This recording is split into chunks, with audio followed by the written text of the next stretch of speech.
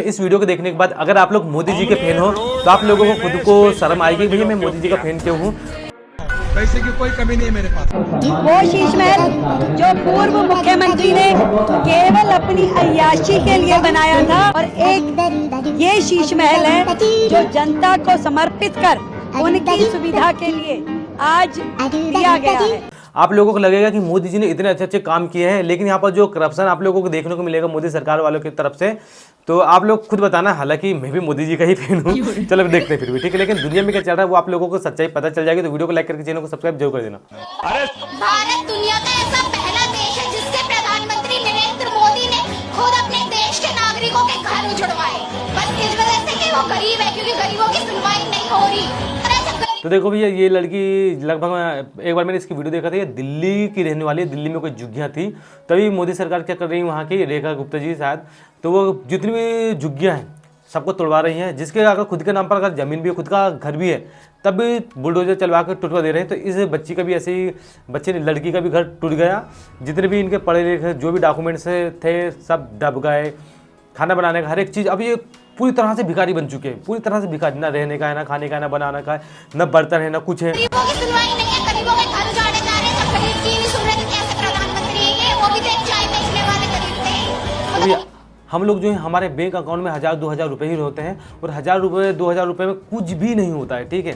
अब जब हमारे पास घर ही नहीं है, खाने पीने के लिए सामान नहीं है, बर्तन नहीं है, पानी भरने के लिए तक, पानी पीने के लिए एक गिलास तक नहीं है। अब अगर हमारे पास 1000-2000 रुपये भी है, अगर हम कहीं किराए से भी अब रहने की सोचेंगे, ये लोग, इन लोगों की बात कर रहा हूँ, तो ये रह कैसे पाएंगे? गरीबों को नहीं सुन रहे। क्या नाम है आपका? हमारा तो कोई नाम ही नहीं है, घर टूट गए, अब कहीं के नाम रहेंगे, कोई नाम नहीं है हमारा। जिन हाथों में हमारी किताबें होनी चाहिए, आज वो हाल आ गए कि इन हाथों पे रोड पे बैठ के हमारे पास कटोरा होना चाहिए। हम उसी मलबे के ढेर पे रह रहे हैं, इसी तपती धूप में मलबे के ढेर के ऊपर रहेंगे और वहीं रहेंगे। अब कहाँ जाएंगे? हमारे पास कोई घर तो है नहीं। विदेशों की बात की जाती है, विदेश यात्रा की जाती है, अपने देश की यात्रा नहीं की जाती है। सही बात भैया, हमारे माननीय नरेंद्र मोदी जी जब भी विदेश यात्रा जाते हैं ना, तो मैंने 1-2 वीडियो देखा था, 350 करोड़ रुपए उनकी विदेश यात्रा में खर्चे हुए हैं। 350 करोड़। जब कहीं रुकते हैं तो एक दिन का किराया रुकने का 5 करोड़ रुपए, ऐसे वीडियो में देखा। सच्चाई कितनी है आप लोग सर्च कर लेना गूगल में। अरे सुनना सीखो पहले। आप तो वो लोग हैं जिन्होंने प्रभु श्री राम के मंदिर में भी घोटाला किया। मान्यवर, प्रभु श्री राम के मंदिर के मैं कागज दूंगा, बंद कर दिया हमने। ये लोग राम मंदिर में घोटाला करने वाले लोग हैं, राम मंदिर की जमीन का चंदा खाने वाले लोग हैं। सर, ये लोग 2 करोड़ की जमीन 5 मिनट में 18 करोड़ में बेची सर इन लोगों ने। अच्छा यार, अब मुझे समझ में आया। देखो भैया, जहाँ पर भी बड़ी बड़ी योजनाएं चलती है, जैसे कि बीजेपी सरकार ने राम मंदिर को बनाया, अब भैया राम मंदिर बनेगी तो छोटे से एरिया में तो बनी नहीं है, तो वहाँ पर आसपास में जो भी लोगों के घर थे, या तो ज़बरदस्ती बुलडोजर चला दिया गया होगा, या फिर उनके घरों को खरीद कर उन्हें कीमत दी गई होगी। अब जैसे कि मान लो मेरा एक घर है 20 लाख रुपए का, तो 20 लाख का है, राम मंदिर बनने वाली केवल आपको 5 लाख रुपए मिलेगा। लेकिन वो जो 20 लाख की जमीन थी, अब राम मंदिर बन जाएगा तो वहाँ बड़ा हिस्सा हो जाएगा, तो 20 लाख की नहीं रहेगी, अब वो 5 करोड़ की जमीन हो जाएगी, ठीक है। तो यहाँ पर इस तरह से घोटाला भी हुआ होगा। 16 करोड़ का घोटाला किया, 18.5 करोड़ में जमीन बेची। ये राम मंदिर में घोटाला करने वाले लोग हैं सर। मेरे मुख्यमंत्री प्रधानमंत्री चले जाएंगे पर इनकी बराबरी कोई नहीं कर पाएगा। 89 पेपर योगी और मोदी सरकार में लीक हुए हैं, तो ऐसा किसी सरकार की औकात नहीं है कि वो ऐसा काम कर पाए। पहलगाम। भाई पहली बात मैं आप लोगों को पेपर लीक के ऊपर बता देता हूँ। पेपर लीक कब होते हैं? बड़े बड़े नेताएं लोग ही पेपर लीक करते हैं। क्यों? बड़े बड़े नेताओं लोग जो है पेपर लीक इसलिए करवाते हैं, उनकी बेटी बेटा, उनके फैमिली वाले, अब उनको भी तो IAS IPS जो भी बनना है, या जो भी SSC के भी एग्जाम हो, बड़ा बड़ा उनको पोस्ट चाहिए ना। पोस्ट चाहिए तो क्या होगा? ये हाँ, मेरे फैमिली में कितने लोग हैं? टोटल 18 लोग हैं। ठीक है ना, तुमको पेपर बांट देते हैं, पूरा कंठस्थ याद कर लेना, पेपर में यही आएंगे, यहाँ टिक लगा देना, खत्म कहानी। अब वो भाई अपने 1-2 दोस्तों को भी बता देते हैं, इससे पता चल जाता है कि पेपर लीक हो चुका है, ठीक है। तो इसमें दोस्त जो होता है सरकार का ही होता है, और जो पेपर लीक करता है डायरेक्ट उनको फांसी की सजा दे दो ना, ताकि लोग डरे पेपर लीक करने से। पुलवामा, उरी जैसे अटैक हुए हैं, 400 किलो RDX इससे पहले भारत में कभी नहीं आया था। NCRB का डाटा आया है परसों, उसमें भाई बात तो बिल्कुल सही है। नंबर 1 पे दलित उत्पीड़न, महिला उत्पीड़न में, मॉब लिंचिंग में, पेपर लीक में, इन सब चीजों में तो ऐसा और कोई सीएम कर भी नहीं पाएगा, ना मोदी जी ऐसा कोई कर पाएगा। जितना मोदी जी स्टेज से झूठ बोले हैं, लगभग पर डे 5 से 7 झूठ बोलते हैं मोदी जी, इतना झूठ अभी तक कोई बोला भी नहीं। जितने कपड़े मोदी जी ने चेंज किए हैं पिछले 12 सालों में, इतने कपड़े। तो भाई रिपोर्ट ऐसे आती है, कांग्रेस वाले बोलते हैं कि मोदी जी दिन में जो है 3 बार कपड़े चेंज करते हैं।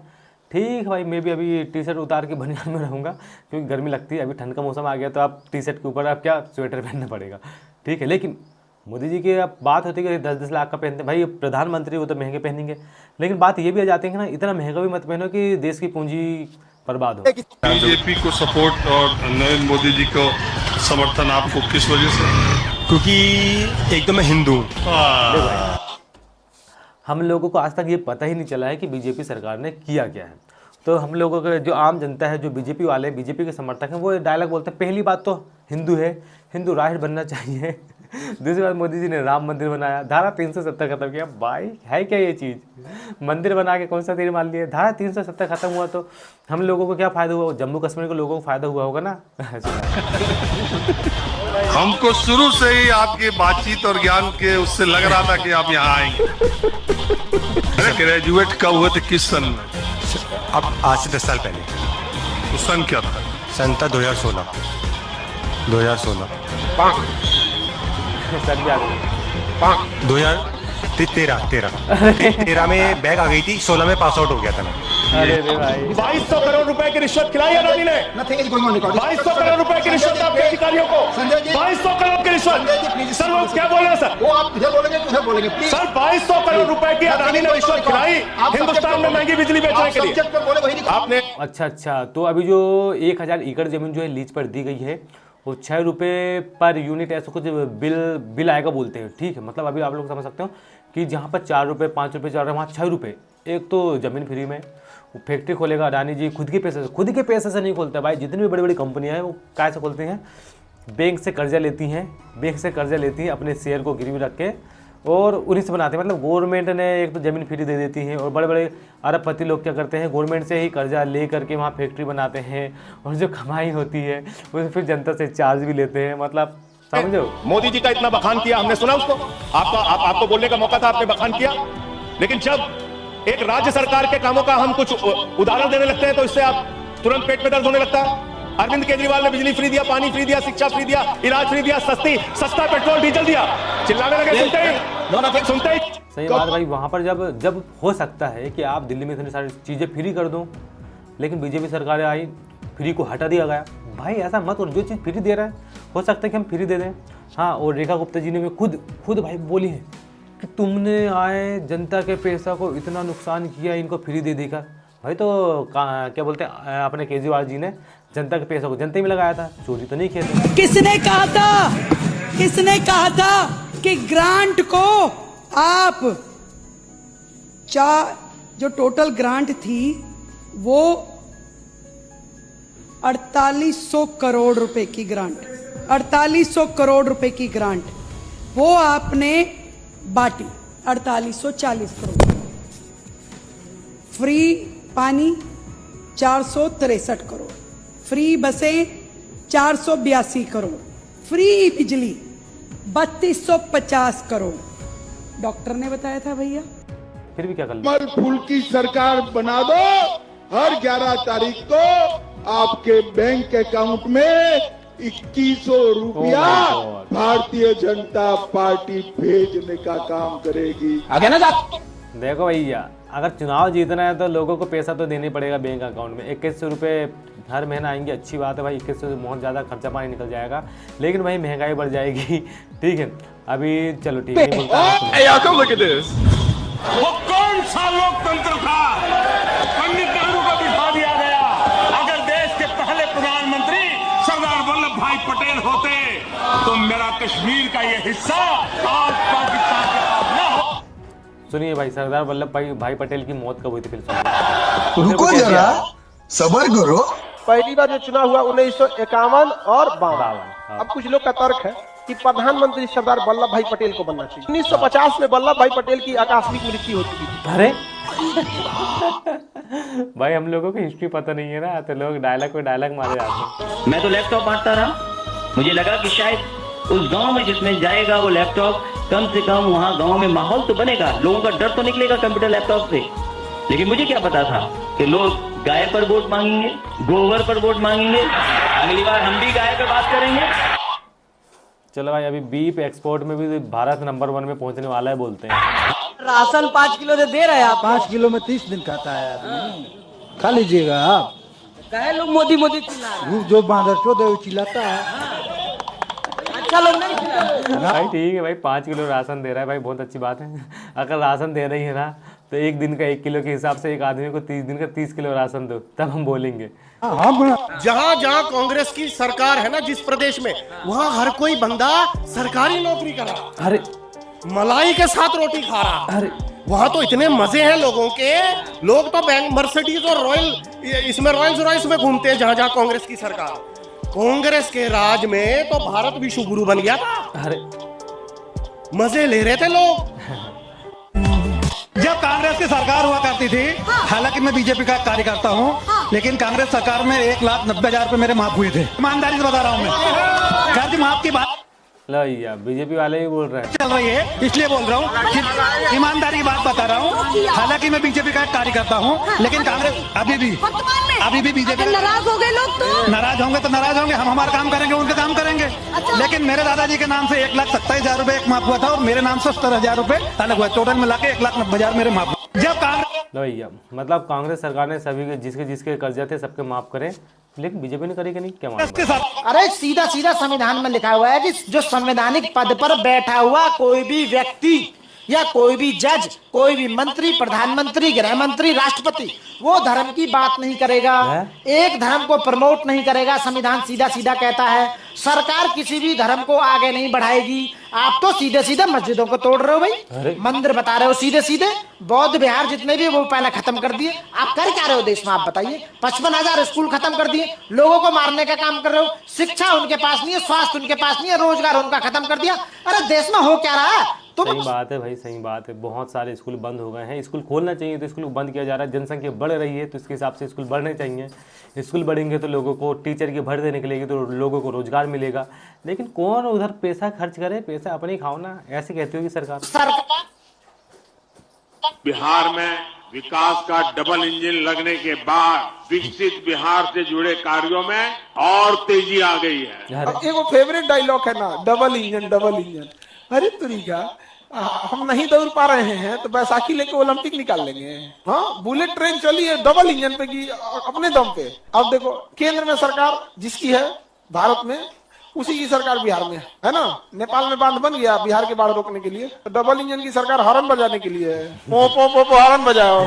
हाँ, अरे भाई तुम्हारी डबल इंजन की सरकार 2005 से है, लेकिन हम लोग को बस ये बताया जाता है डबल इंजन की सरकार चाहिए, हॉर्न बजाएंगे भोंपू। क्या इमरान को, एक शायर को, एक पार्टी का गुलाम बनना पड़ा ताकि उनकी आवाज मैग्नीफाई हो? आप आज तक में नौकरी कर रही हैं तो आज तक की गुलाम थोड़े ही है।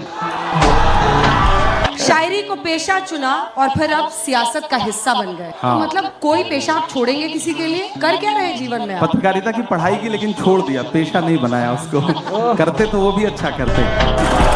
वो जिसका जिक्र फसाने में था ही नहीं, वो बात इन साहब को बड़ा नागवार गुजरी। अब बैठे भी हमारे मंच पे हैं। हम यहाँ अगर आए हैं ना तो आपने हमें बुलाया है, हम तब आए हैं। बिल्कुल हमारे हम मेहमान हैं आप। कितने सांचों में ढल के आए हैं, ख्वाब की तरह पल के आए हैं। तुम सिफारिश से जहाँ पहुँचे हो, हम वहाँ खुद ही चल के आए हैं।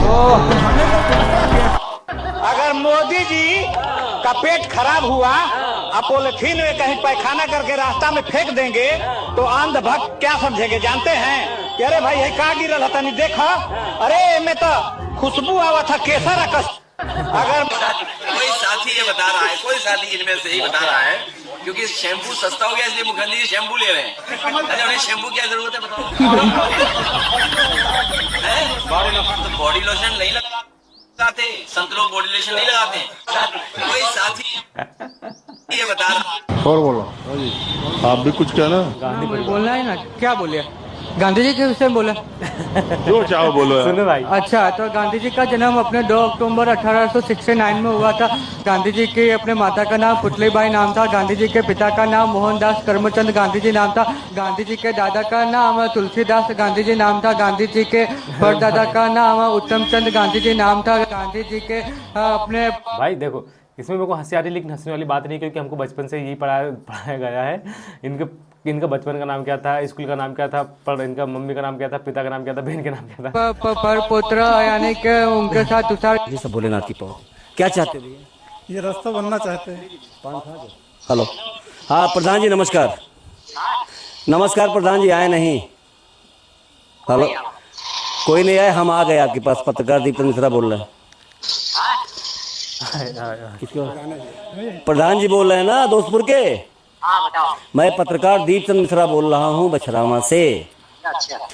महोदय, मैं आपकी ग्राम सभा के कौन सा खेड़ा है, सुखदेव खेड़ा के रास्ते पहले आप ये बताओ। चाय करेगा। आप गांधी को मानते हैं कि गोडसे? कोई सवाल का जवाब दीजिए। आप किसको मानते हैं, स्टालिन को मानते हैं या लेनिन को? हम लेनिन को मानते हैं। स्टालिन मुर्दाबाद। आप बोलिए, आप जवाब दीजिए। गांधी जिंदाबाद। लेनिन संबित जी, कहानी मत सुनाइए, आप सवाल का जवाब दीजिए। आप गांधी को मानते हैं कि लेनिन मुर्दाबाद? इसको बताइए। आप देश को बताइए, कहानी मत सुनाइए। अफजल गुरु को मानते हैं या? अफजल गुरु मुर्दाबाद। हम अफजल गुरु को नहीं बहुत बढ़िया। मानते। बोलिए। ये क्या होता है? मंत्री पद मिल जाएगा। आप बढ़िया मोदी कर लेते हैं, मंत्री पद मिलेगा। देखिए